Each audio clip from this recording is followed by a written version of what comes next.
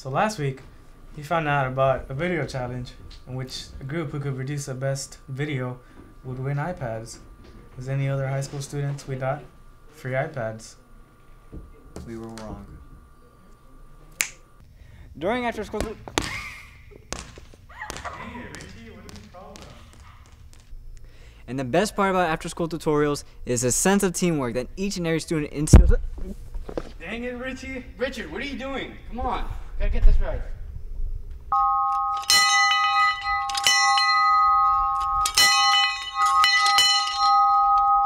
That's why I love English tutorials.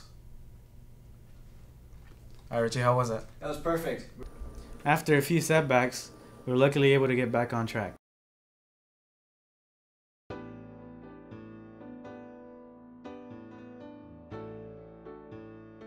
I mean, we stay at school for such late hours. I go through a lot of classes during the day. So like for me, after school tutorials, it's a way for me to not only catch up and just solidify all of the learning that I've got through the day, but like calculus especially, I like to stay ahead in just in case something happens, I get sick, I have to leave town, then I don't fall so far behind in the class when I return.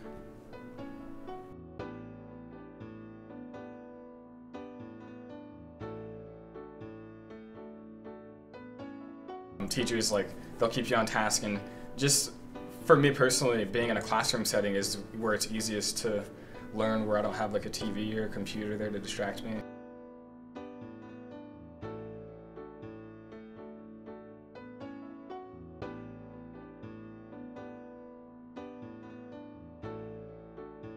Yeah, I think I'm grateful for it. I think because those office hours let you focus on what you need to focus on rather than just the whole class. You don't have to worry about wasting class time or maybe like even embarrassing yourself. You just go to that teacher, say like, I need help with this. Can you help me with this?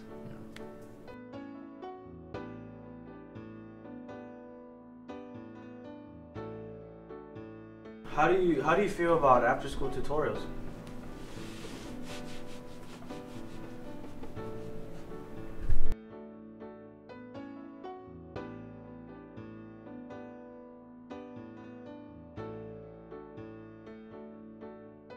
Yeah, I think so. I think getting the opportunity to sit down with usually a small group of kids to go over like what we did that day or to go over some objectives that they're struggling with is really important.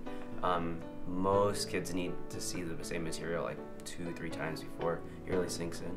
Also, it's really good for relationship building with kids who you can't really get a feel for it when there's like 30 other kids or 40 other kids in the same classroom. I would say yes. I have found that a lot of students in my class, if they do have a question, they're not going to be the ones to ask in front of everyone. So tutorials are really good for like targeting those groups of students. Like, hey, come hang out with me at lunch and we'll talk about this. And it's like very like low key instead of in a class when sometimes students feel like a high pressure situation to answer questions. So.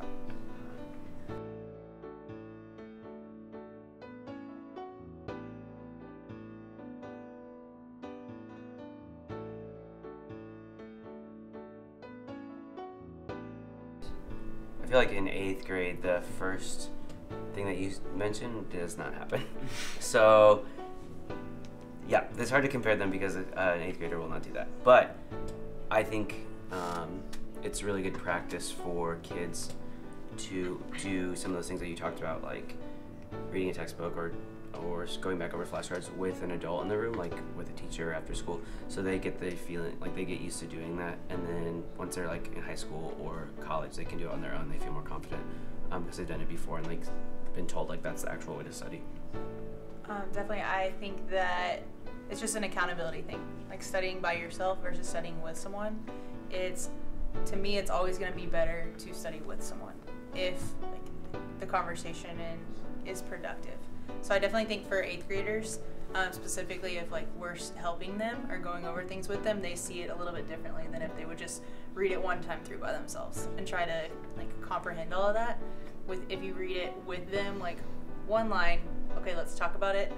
Another line, let's talk about it. It's like very beneficial for their, I guess, thought process to like really have to, I guess, comprehend what they're reading and then put thoughts with it as well.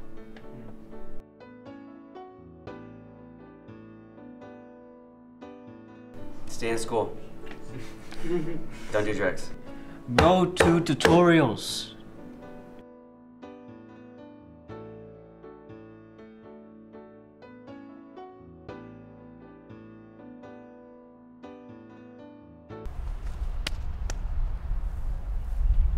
Deterioration